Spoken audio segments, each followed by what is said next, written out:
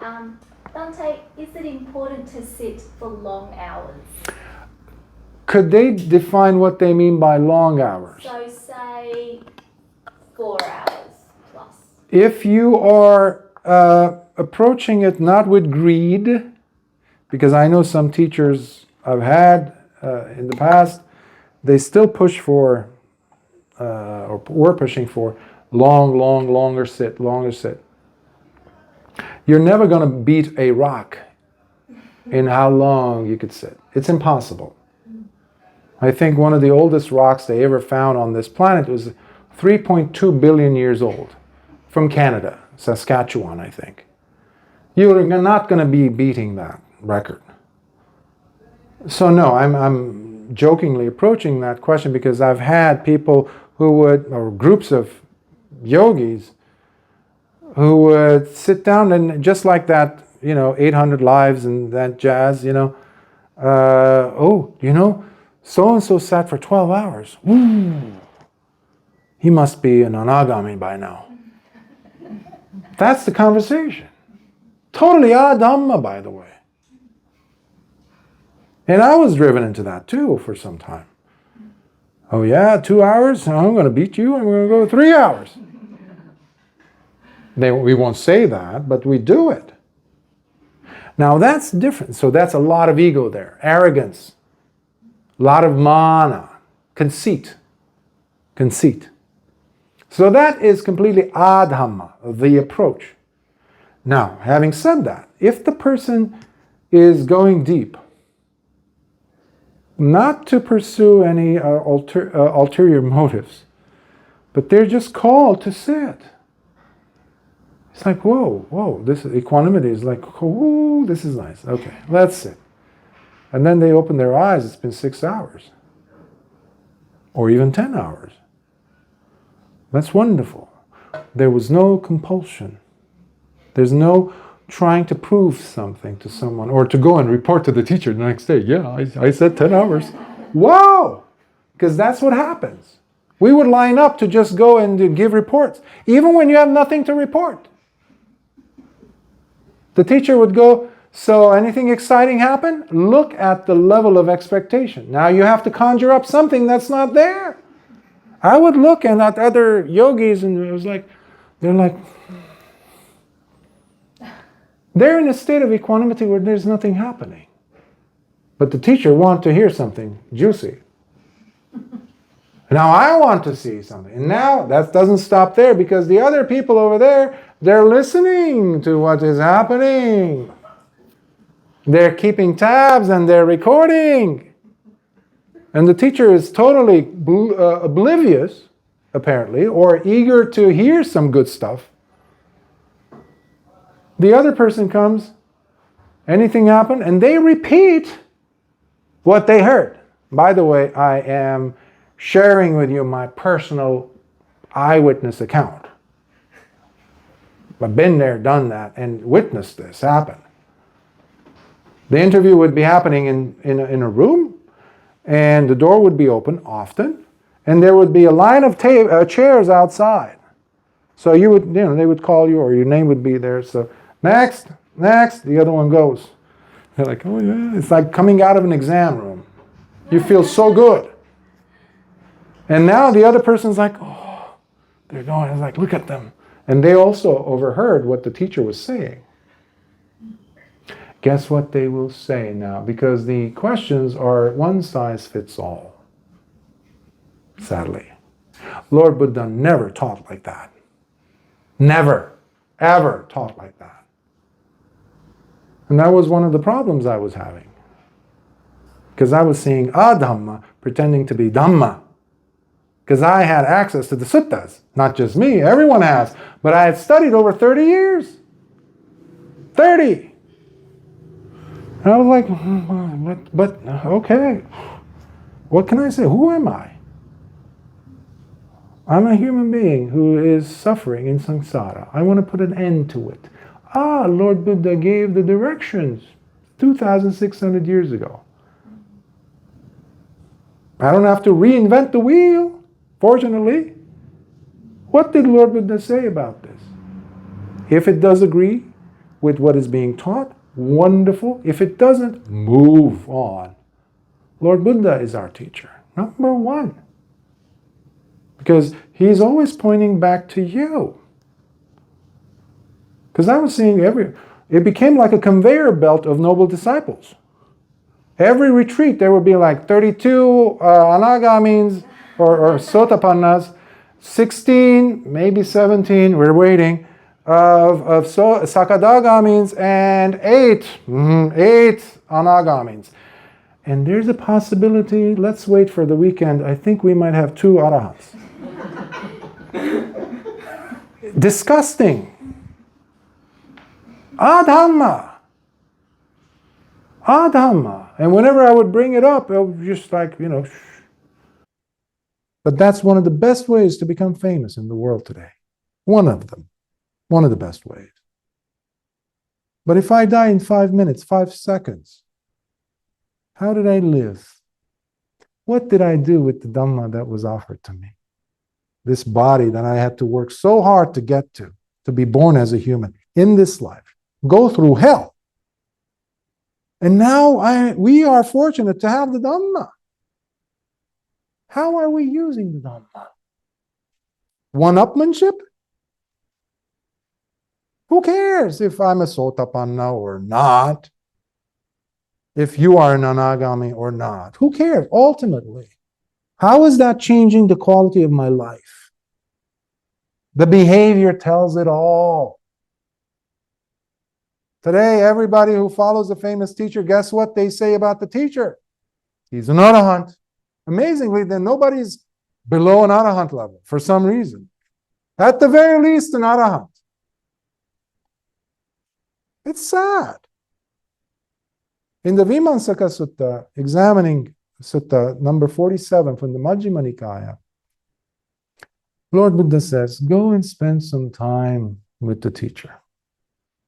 Some time. Getting to know them closely, not putting them on that pedestal over there where you see them sporadically every once in a while.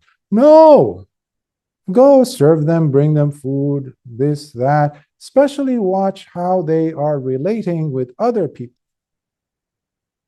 How are they treating other beings?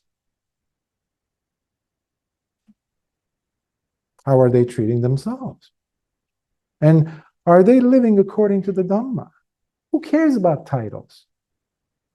Because if you are a noble disciple, you really don't care if other people know that you are a noble. In fact, you really will stay away from declaring it.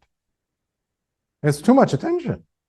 Now people are going out of their way to announce to the world that I am an Anagami, I am an Arahant.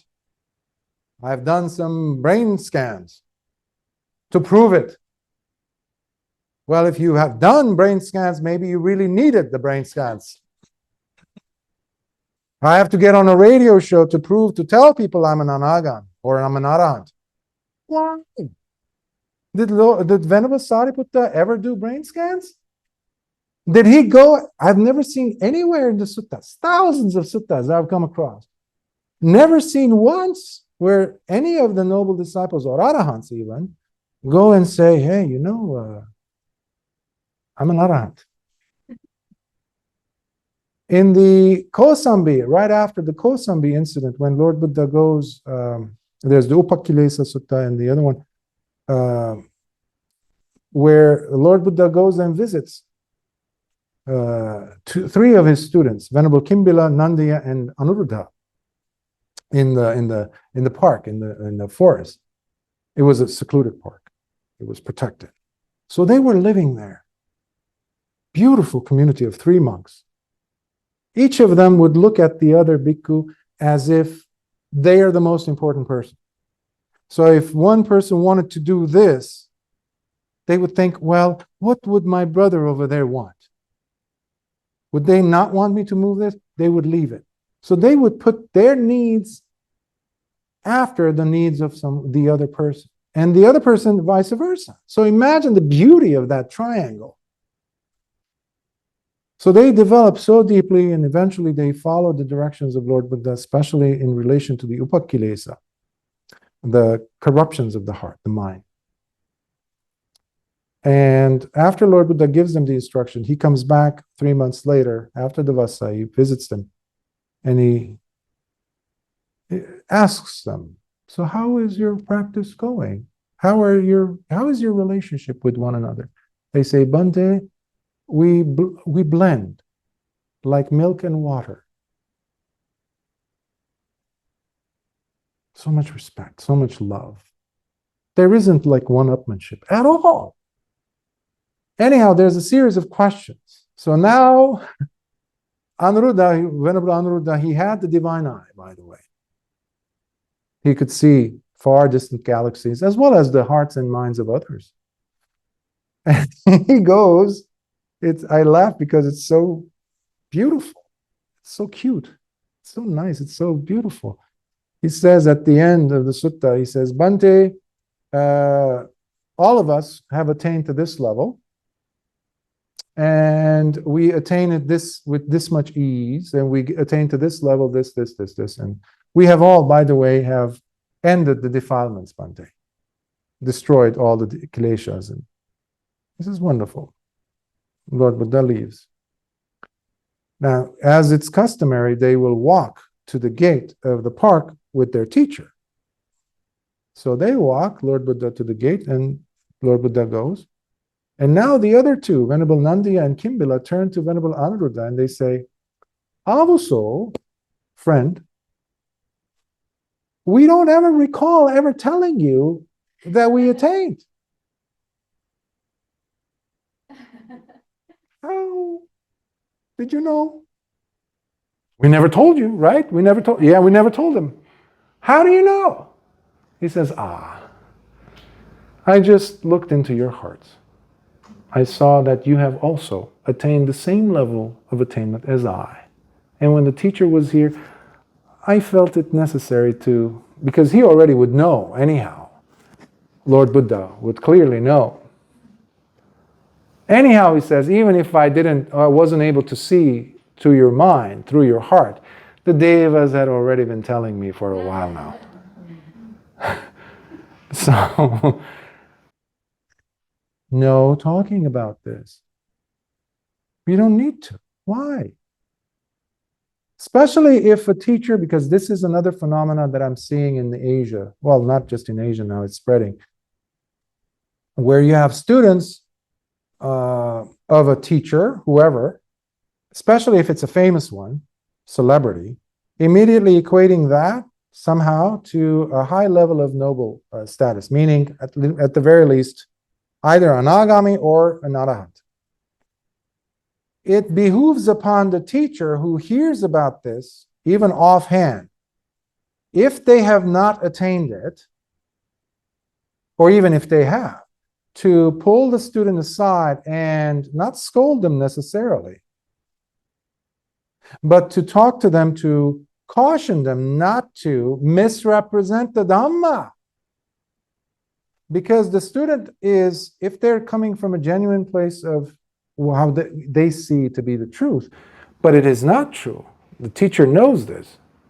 They need to go and tell the student, don't do that because I am not an arahant. There's no shame in doing that. In fact, it is mandatory for him or her to do that. But we're seeing the opposite. They're seeing the error, in fact, the mistake, the adhamma that is being promulgated, and they're keeping quiet. Why? There's more support coming. I was in Malaysia and I saw people who would look at the status of the monk, how many vasas, etc. In their mind, they were thinking, okay, so if I give an offering to him versus him, the merits will be more. This is one sad phenomenon. The other phenomenon is thinking that, oh, I hear that he is over there, an arahant. Oh, why am I going to bother with these guys? I'll go and give him. This is something that we're seeing. It's sad. It's not supposed to happen, but it is. So this is the convoluted way of manipulating the noble discipleship. And then the beauty of it, of how noble it is, We're trivializing it. And the bhikkhus have a lot to do with this. The bhikkhus, if they use their head, their conscience, their wise moral shame, they will put an end to this. And some of the bhikkhus are the promoters of this. It's terrible. There's no hiri, there's definitely no uttappa in such characters. Because the arahants, there's a saying that my parents used to say, looking for something in broad daylight, outside, with a flashlight that works, and still not finding the thing. I'm transliterating from Armenian, but basically, an arahant would be that hard to find, because they're hiding. For good reason. They're never going to have a patch on the shoulder that says arahant. No. But that's what we have today. But let's be different. So I hope that works for you. Thank you.